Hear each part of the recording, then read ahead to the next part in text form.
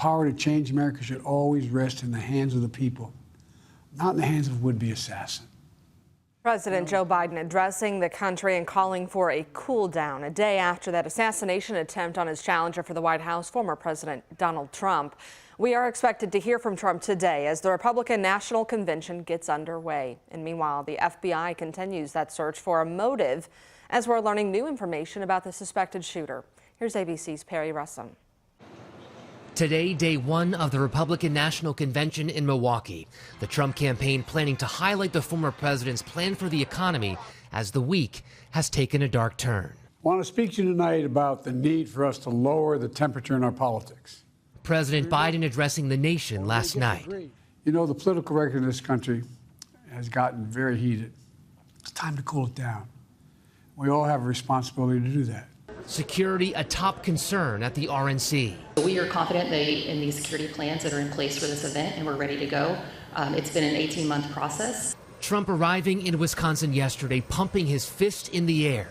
In a new interview with the New York Post, Trump says, "I want to try to unite our country, but I don't know if that's possible. People are very divided." Investigators say the man suspected of trying to assassinate Trump is Thomas Matthew Crooks, a 20-year-old who worked at a nursing home. Crooks' high school classmates say he was rejected by the rifle team for being such a bad shot, it was considered dangerous. He was just bullied, he was bullied so much. The FBI says Crooks was not on their radar and no motive has been found just yet. Right now, investigators are looking at his cell phone to see if he was consuming any misinformation. Perry Russum, ABC News, Milwaukee. And a few more notes about that suspect. Investigators say he is from Bethel Park, Pennsylvania, a suburb of Pittsburgh. He was a registered Republican who would have been eligible to vote for the very first time this year. He had no known history of mental health or a criminal record. The FBI also said they are confident he acted alone.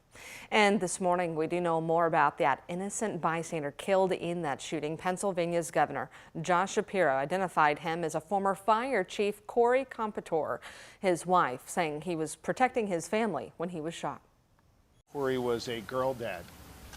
Corey was a firefighter. Corey dove on his family to protect them last night. Two other people in that crowd were critically injured.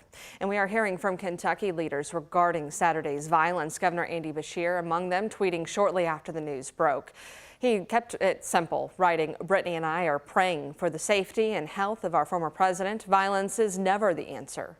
Never." Similar sentiments from Louisville's Mayor Craig Greenberg, who said violence has no place in politics, period. "Rachel and I know this pain all too well and will be praying for everyone impacted." And you may remember back in February of 2022 when Greenberg was the target of a shooting while running for mayor. Federal authorities say Quintez Brown went to Greenberg's Butchertown campaign office and fired 6 shots at him. A bullet grazed his sweater. There is so much more to come on this story, especially with the Republican National Convention getting underway today. We'll keep those updates posted as we get them to WHAS11.com with the alerts sent directly to your phone with that free news app. And at 6:05, check this out, new this morning. Metro Police now investigating an overnight homicide. We're told it happened in the 7700 block of Brookview Drive, which is near PRP. Police said officers arrived just before 1 o'clock who found a man at that scene and later died. As of now, there are no suspects. If you know anything, you are urged to call that anonymous tip line at 574-LMPD. You can also use the department's online portal. Several new laws take effect in Kentucky today, and among them, a controversial Safer Kentucky Act. Safer Kentucky includes provisions like increasing penalties for violent crime, changes to the parole board, and destroying firearms used in murders. It also has a section which regulates bail funding organizations. And this part was named for the Louisville teen Madeline Trout, who was killed by a person at the Louisville Bail Project helped bail out of jail just weeks before. Critics of the bill say the legislation focuses on criminalizing people rather than helping them. Supporters argue increasing punishments will curb violence. How many times can you burn down a house? How many people do you get to rape? How many people do you get to assault with deadly weapons? How many people do you get to kill before we put you away forever? But allow us and give us the resources so we can reach them to find a solution for them. Many of that solution, again, is housing and extracurricular activities that make sure that see our communities as whole and not as part.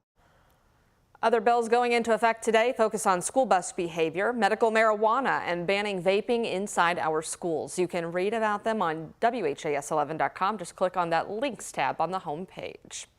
Also today, the JCPS task force is expected to meet for the first time in Frankfort. The 13-member panel is made up of both Republican and Democratic lawmakers, along with 2 parents, a local businessman, and 2 JCPS educators. It's led by Republican Representative Kim Banta and Senator Mike Nemes. Their goal, to determine areas where JCPS can improve, which includes whether or not to split up the district. They are expected to meet at 1 o'clock this afternoon. And in just a few hours, a man accused of fatally stabbing a woman in his retirement home is expected in court. This is 73-year-old Kenneth Muse, who's charged with murder in the death of Brenda Kemp at the Friendship House back in May. Metro Police said hours after Kemp's body was found, Muse called 911 and admitted to that stabbing. He's expected in court at 9 this afternoon.